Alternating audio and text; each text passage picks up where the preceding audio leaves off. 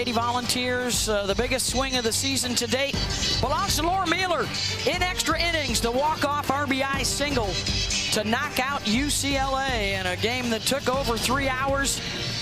And they survived and advanced yesterday. They're going to need to win twice to try and do that today. Against a surprise starter for the Longhorns, it's Mac Morgan. 3 appearances in her World Series career. This will be her 3rd start, and those are her numbers on the season. It's her first time in the circle to open up a game this year in Oklahoma City, and Tegan Cavan will start out as a spectator for the Longhorns. Well, notable in Morgan's line, just 35 strikeouts on the year. She's pitched to contact. She uses that defense behind her to get those ground ball outs. Last check, it was about 96% drop balls on their resume for Mike White. Last few years, they have had tremendous success at the World Series with a deep pitching staff.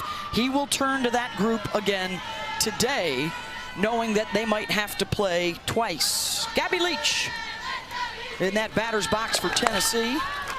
And a slow roller right back to Morgan. 1 down. Expect a lot of that ground balls. You get that drop ball, and this is where Texas's defense is going to be massive. They've struggled at times. They've switched around the shortstop position, second base, returning to that just a week ago. But with the ground balls, they are going to need their defense to be perfect behind Mac Morgan. That's because Friday night against Florida, the Gators did not start their ace against Tennessee, and the Lady Vols dropped a 7 spot on them in the first inning. And they actually were able to pull Carlin Pickens for more rest. And here's Taylor Pannell. All-American, enjoying one of the best seasons in Tennessee history at the plate.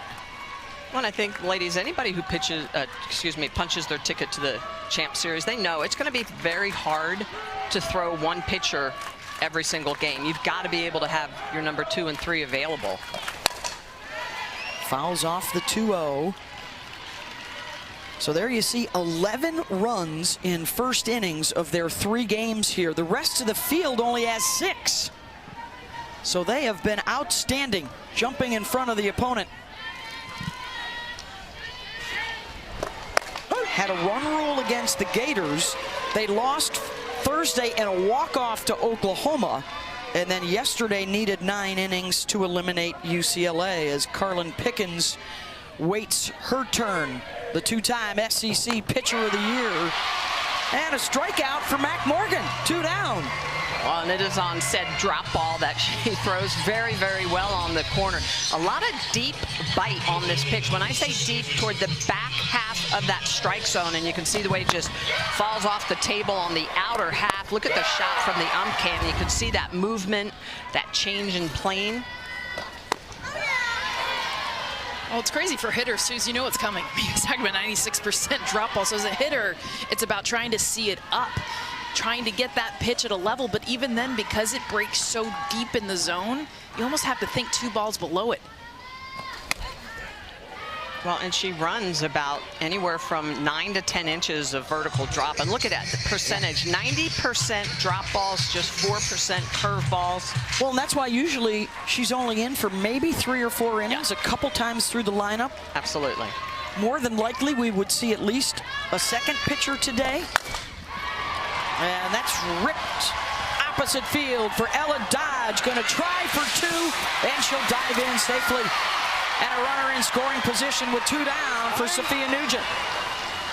Well, they talked about Ella Dodge all season long. She got moved up into this 3-hole actually recently because of this. She is an absolute igniter. You guys, this is a single. Beautiful job staying inside out, getting this ball in the left field. But as soon as she is out of the box, she's thinking second base. This does not get to the wall. There's no reason this should be a double, but she makes it a double.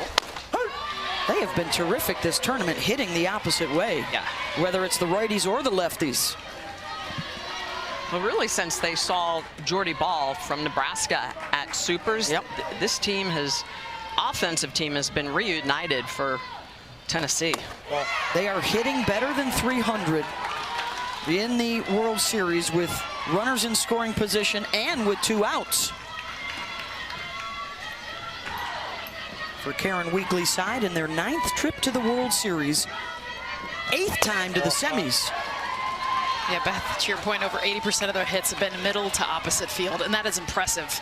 Staying inside the ball, and especially here, the Women's College World Series, the off-speed reigns queen, but Tennessee has been able to adjust to that pitch because of it. Wow, and that's a nice pitch. 10 inches of vertical break on that, 2 inches of horizontal, so it's breaking down but also sliding out a little bit. Morgan's a senior. She's experienced, and she knows the responsibility of getting the start today, and she is embracing it. That one's fouled away. She threw a gem last year against Florida. Here at the series, yeah. Here at the series. I mean, the importance of having a pitching staff to get through a juggernaut of usually 8 really good offensive teams is a must. 2-strike pitch. Got her. Strikeout's a rarity, but Morgan is fired up and firing it by him.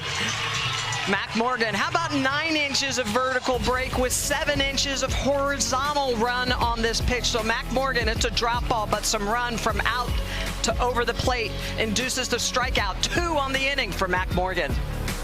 The one issue she has had in the postseason is the home run ball. Long ball. As Maloney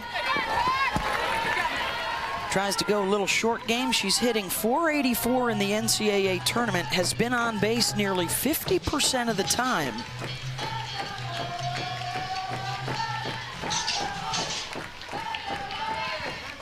Facing Carlin Pickens, who is 3-0 in elimination games this postseason.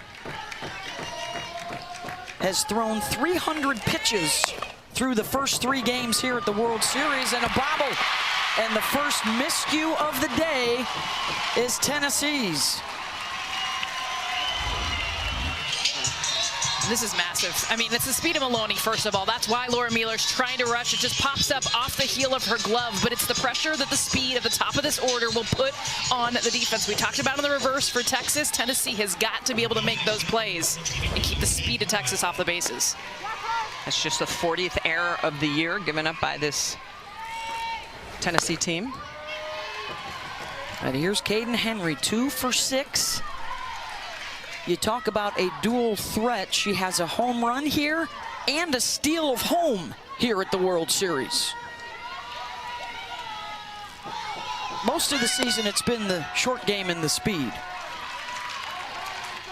32 stolen bases.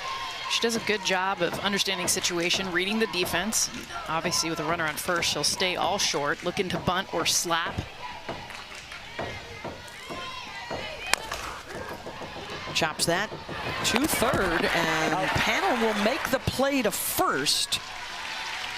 Henry able to advance the runner. Well, what makes Carlin Pickens so successful? Drop ball at 75 miles an hour. Look at the movement on that as well. How about the rise ball, top of the zone at 72, but it's this changeup at 63 miles an hour over the top rotation. It's very tight, hard to identify.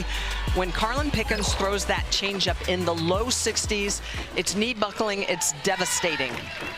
She's been a little elevated with the velocity here at the World Series, more like 66, 67. Those are the pitches that have gotten hit out of the park. And look at in the 10 losses this season, the defense has not been there. 21 unearned runs, 7 errors. An error in this inning for Tennessee. Can Mia Scott make them pay, as Sophia Nugent took a shot on that one. Home plate umpire Marty Avazishan trying to buy her a little time. John Baca, Chad Steer, Susan Eads, the crew today. Well, Mia Scott, look how far in the bat. This is as far back in the batter's box. We talk about the velocity of Pickens. That's what Scott is trying to get to right now. That back heel, I mean, literally on that line, trying to buy her an extra second. Pickens has been sitting around 74, 75 miles an hour. That is faster than anything we'll see here at the Women's College World Series, equivalent to about 102, 103 as far as reaction time. She's trying to get out of the back of that box. Well, she's been here before, over 250 games, 77 miles an hour. That's her top pitch. This is Mia's 3rd World Series.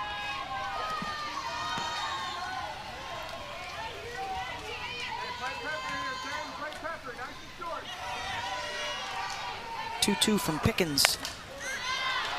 Gets Scott to pop it up in foul territory. Nugent will give way as panel calls for it.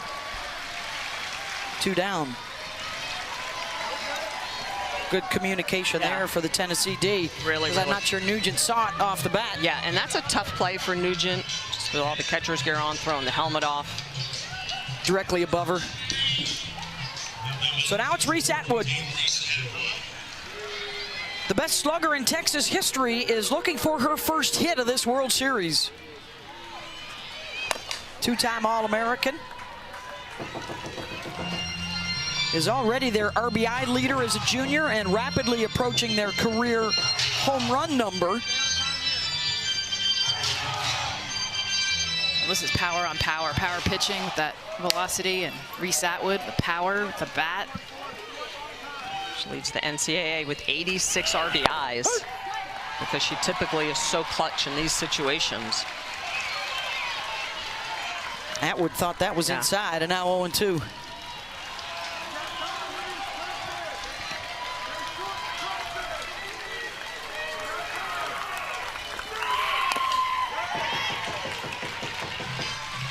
A little early on that changeup, coming in at 66 miles an hour. Reese has reached. She had a walk in the win over Florida, and she does have an RBI, a sac fly in the win over Oklahoma.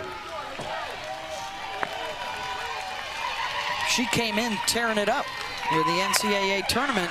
A shot down the line and foul. Wow. That had an exit velo like a Pickens fastball. That was the drop in she took and did not like, but now with 2 strikes, she was able to get the barrel to that pitch. I think they're going to go back there.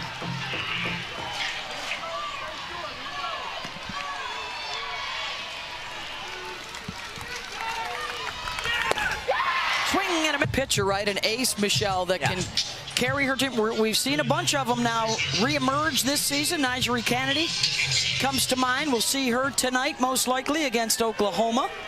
You have to mentally, physically, emotionally be in the right mindset to win at this level. Yeah. And those pitches, they do tend to physically wear down on you, but it's the mental aspect, sitting in the dugout, just clearing your mind. You'll see a lot of pitchers doing that. Here's Boo Gibson to lead things off. By the way, I'm going to give Amaya Doyle about an 8 on that cannonball. Pretty good technique, but she didn't get the full tuck of the knees. That gets you a little more of a splash. But solid. Gibson.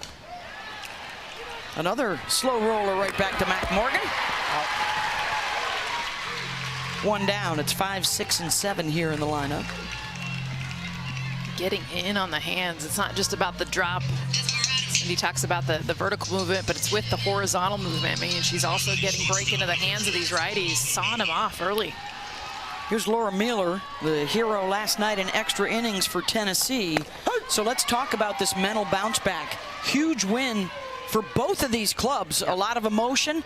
How do you come back from that and refocus real quick? Well, it's always looking forward. I mean, you've got all that drainage that just went on from the last game, but you really just have to focus on next pitch coming. And Mueller bounces one right back up the middle. Yeah, Holly already referenced the heat that Tennessee had to deal with. For Texas, finally the relief of getting a win over Oklahoma 2 nights ago. First time in their World Series history they've done that. Being use that to fuel their confidence. And I'll tell you what, it's usually going to be advantage hitter. I mean, you talk about all the pitches pitched by the pitchers. How about the pitches seen by these hitters against all these All-American pitchers? And yes, you're going to see a good drop ball from Mac Morgan, but you're talking some of the best and rise balls and velocity and off speed in every single day. That is a hitter's dream. Might be a little bit tired, but the bats will not go tired. Speaking of dreams, how about playing at the World Series with your twin sister? We've already seen Gabby at the plate. Here's Alana. 2 of the 4 Leach sisters to play for Tennessee. Oh, by the way, they're reaching for a little something special, wearing those Summit blue jerseys. Patricia Summit looking down. giving them a little extra mojo today.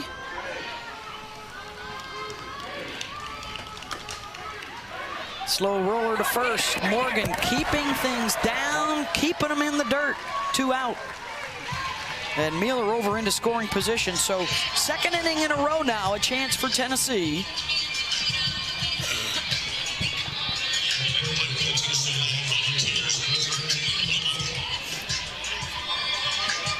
Here's Emma Clark, the designated player. Freshman. And another one on the ground. Leanne Good swoops in to take care of that. Runner stranded. As we head to the bottom of the second, it's the big bopper. Jolie. Not once, not twice, 3 times in this women's cup. Last took home an SEC title in 2015 when they went back-to-back. Talk about reaction time, too, against Carlin Pickens. All the Texas hitters have been in the absolute back part of the box. Jolie Mitchell, as she's shown this entire postseason, is all the way in the front. You guys, I can't tell you, when it's 75-76, like, this is some bravery right here.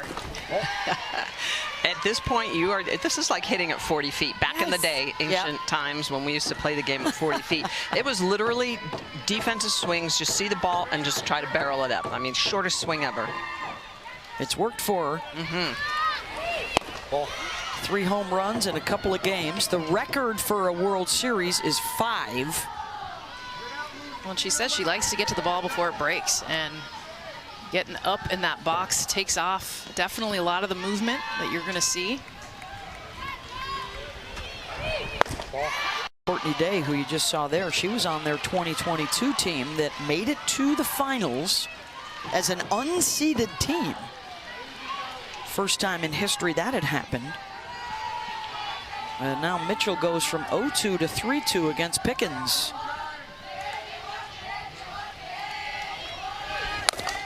And a ricochet off of Pickens and right to Laura Mueller. And they'll get the out. Hallie Rowe? Well, I was talking to Tennessee coach Karen Weekly before the game about Carlin Pickens today, and she said, you know, typically in 3-game series, she's her best on Sunday, on the 3rd day, and that was actually the case against Texas earlier this year. She got pulled after a few early innings Friday night, but then came back and pitched Saturday, Sunday, got wins, was at her best. We saw that in the Super Regional 2 against Nebraska. That's what she does, better when she's tired. Well, Holly, it's because she's not throwing through her spins, and what we mean by that is that when you throw as hard as Carlin Pickens, you run out of real estate. So the ball, even though it's spinning at high velocity or high turnover rate, it runs out of that real estate to really be able to break. Just coming down a couple miles per hour gives that spin the opportunity to bite, to break, to move. Stewart, glove by Miller. Making up for the first inning miscue, and Laura's all over that, 2 down. I love the defense behind Pickens, but I absolutely love the reacts that Carlin Pickens has right now for her defense, because it's going to take everyone. A great second play, by the way, for Laura Mueller, but watch Carlin Pickens. I mean, this is out number 2 here in the 2nd inning, and this is like the bottom of the 7th. It's awesome. And a base knock, Leanne Good. And yet again, it's a wrap to the opposite field. And a 2-out base runner and the first hit of the day for Texas.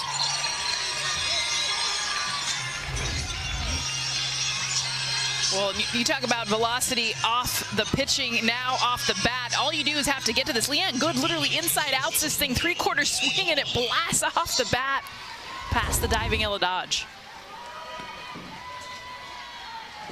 Adea Wallace gets the start as a designated player today. Mike White has several different options at DP. He likes Wallace for her speed. Sophomore out of Plano, Texas.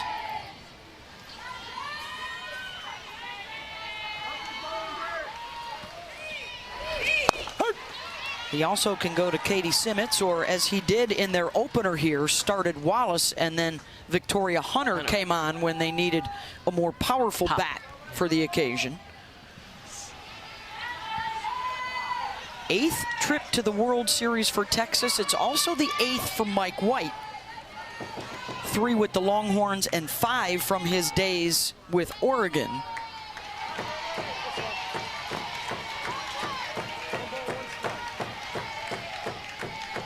Gotta respect, they keep coming back, keep knocking. Few, if any, have come closer without raising the trophy. And for Texas, they're one win away from a third final in 4 years.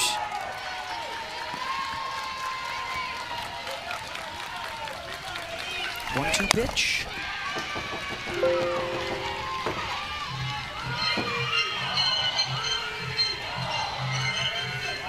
Wallace starts a stretch of 5 straight lefties, and then it's 4 straight righties in the Texas lineup today.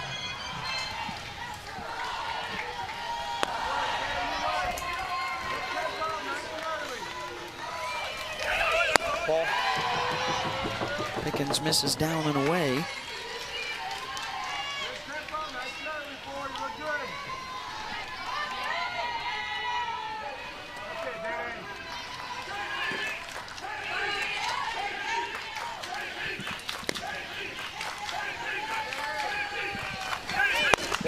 And another swing and miss. Strikeout number 2 for Pickens. We know Carlin Pickens, she's going to get